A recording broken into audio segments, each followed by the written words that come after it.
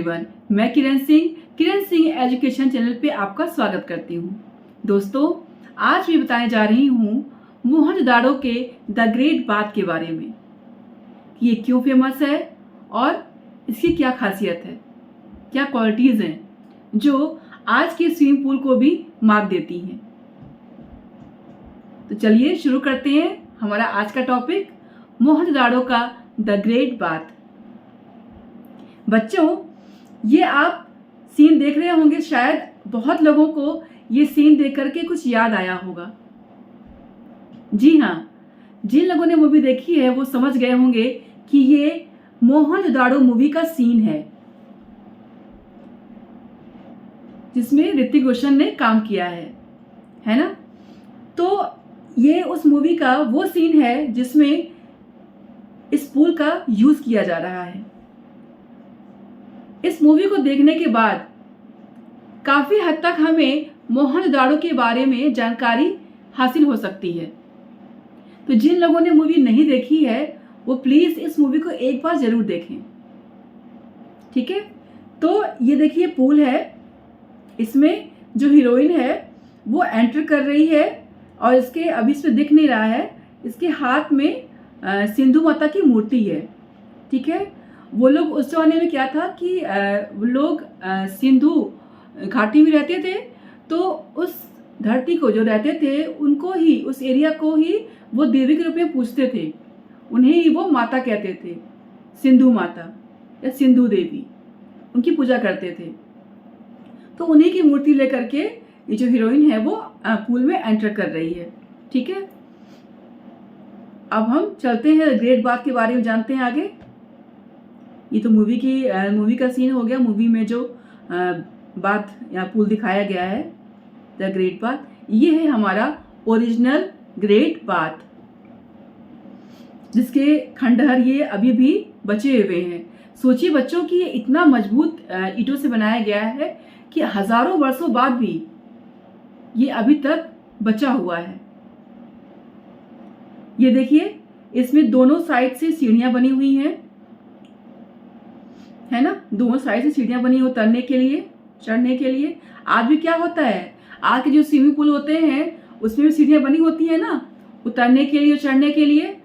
तो उस समय भी लोगों ने इस पूल में चढ़ने उतरने के लिए सीढ़ियां बनाई थी। ये हमारा ओरिजिनल स्नानागार।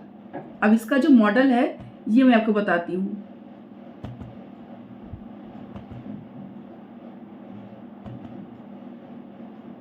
देखिए, ये है द ग्रेट बाथ, ठीक है। ये इसका मॉडल है। ये रूम बनाए गए हैं जहाँ पे जो महिलाएं होती थी वो कपड़ा चेंज करती थी, ठीक है।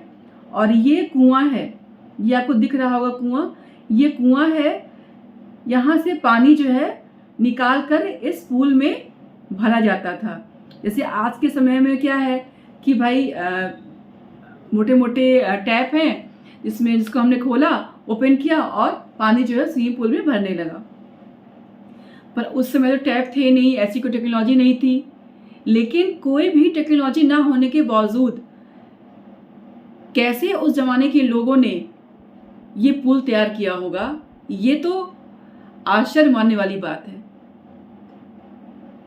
अब ये पुल देखिए, आज के स्विमिंग पूल से क्या टक्कर देता है कि नहीं देता है। और आप अगर ये सोचिए कि बिना किसी टेक्नोलॉजी के बनाया गया ये पुल है तो पक्का टक्कर क्या, पूरी मात देता है। उसमें तो कोई कुछ भी था ही नहीं, इक्विपमेंट ही नहीं थे जिसको यूज करके ये चीजें बनाई जाएं। ये रूम है जहाँ पे लड़कियां कपड़े चेंज करती थी, ठीक है। और यूज करने के बाद पानी को निकाल दिया जाता था, है ना। अब इसके बारे में और जानकारी मैं आपको देती हूँ जो आपके कॉम्पिटिटिव एग्जाम में आपके काम आएगा बच्चों, तो इसको आप ध्यान से देखिएगा।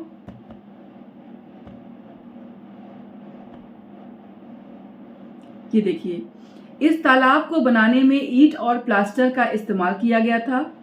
इसमें पानी का रिसाव रोकने के लिए प्लास्टर के ऊपर चारकोल की परत चढ़ाई गई थी।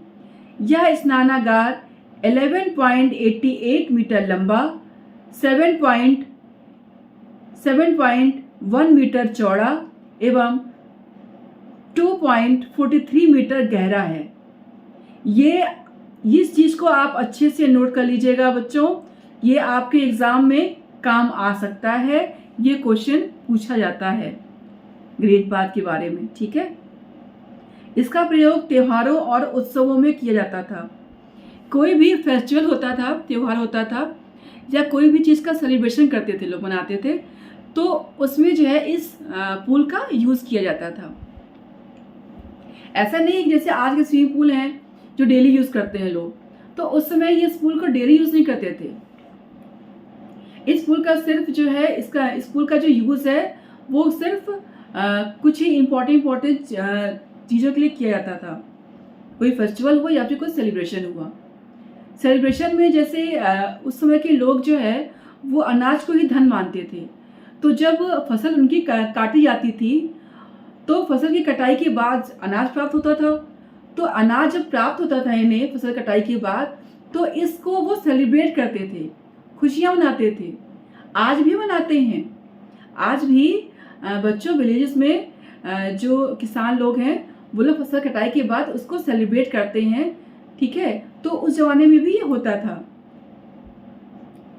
सिंधु घाटी सभ्यता के टाइम भी ये चीज़ें होती थी। लोग फसल कटाई के बाद उसको सेलिब्रेट करते थे क्योंकि वो फसल को धन मानते थे, है ना।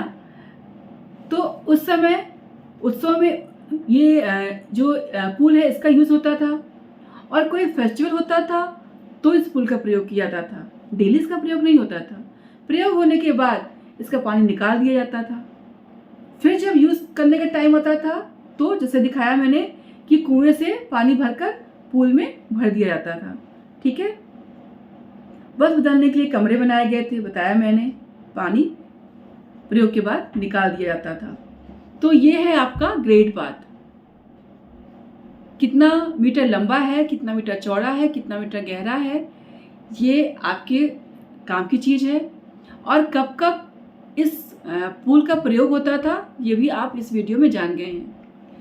अब डिटेल में जानने के लिए आप मेरे चैनल पे जो वीडियोस हैं उसको देखिए, तो आपको सिंधु घाटी सभ्यता के बारे में डिटेल में जानकारी प्राप्त होगी।